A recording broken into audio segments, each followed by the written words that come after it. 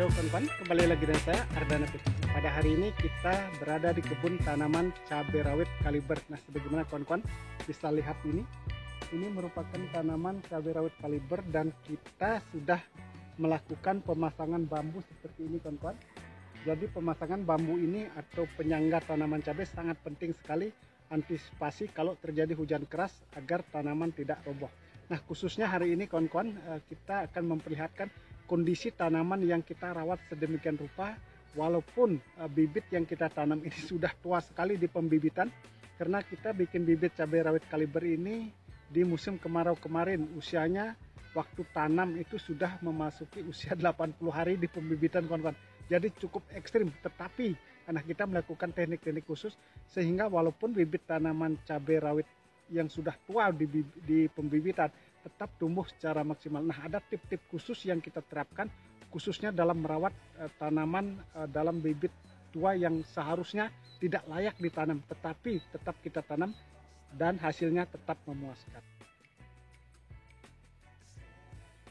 Inilah kawan-kawan kondisi tanaman cabai rawit kaliber yang kita rawat sampai sekarang ini. Walaupun bibit tua, tetapi hasilnya luar biasa seperti ini, hijau royo-royo dan subur sekali. Dan juga ini merupakan lahan bekas.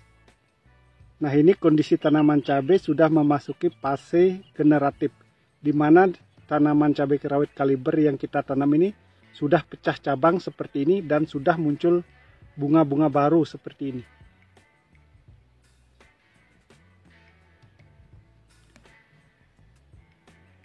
Dan tunas-tunasnya cukup banyak, luar biasa kawan-kawan.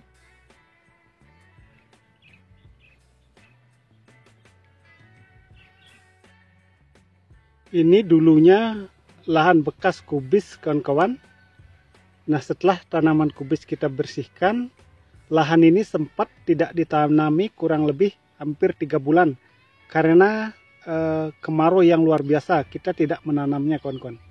Hanya kita membuat bibit sehingga bibitnya menjadi tua. Nah, lebar bedengan yang kita buat di sini hanya 90 kawan-kawan. Sedangkan lebar selokan kita hanya membuat 80 cm.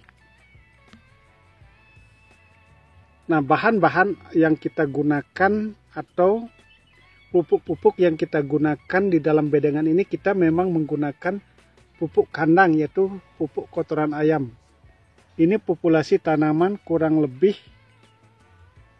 2000 pohon kawan-kawan dan menghabiskan pupuk kemarin kurang lebih 75 karung pupuk kandang ayam waktu penanaman kubis, dan dicampur dengan dolomit dan SP36. SP36-nya kita menghabiskan hanya 25 kilo, tidak menggunakan pupuk apapun lagi, baik itu NPK, ZA, dan urea. Hanya menggunakan SP36, pupuk kandang ayam, dan juga kapur dolomit. Hanya itu saja.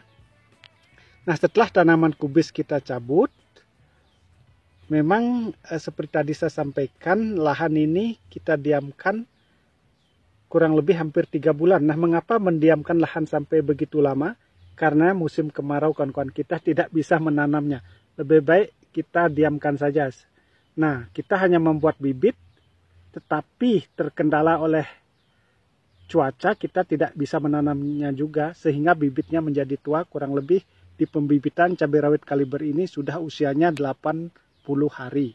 Nah, setelah 80 hari ada hujan baru kita menanamnya. Tetapi pertumbuhannya bisa kawan-kawan perhatikan masih tetap maksimal.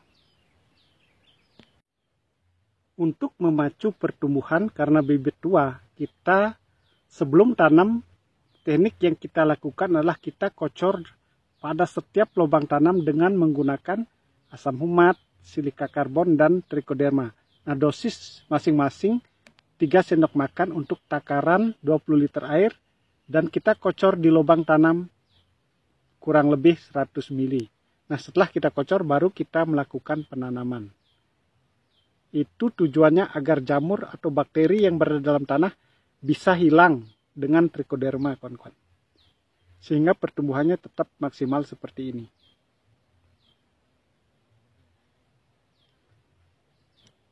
Dan juga setelah di usia 5 hari, kita melakukan pengocoran dengan menggunakan asam amino dan dicampur dengan Mordenpul dengan dosis masing-masing 30 mili untuk takaran 20 liter air. Kita juga melakukan pengocoran pada setiap lubang tanam dengan dosis perkiraan 100 mili. Sehingga tanamannya menjadi hijau, menjadi subur walaupun bibit tua, kawan-kawan.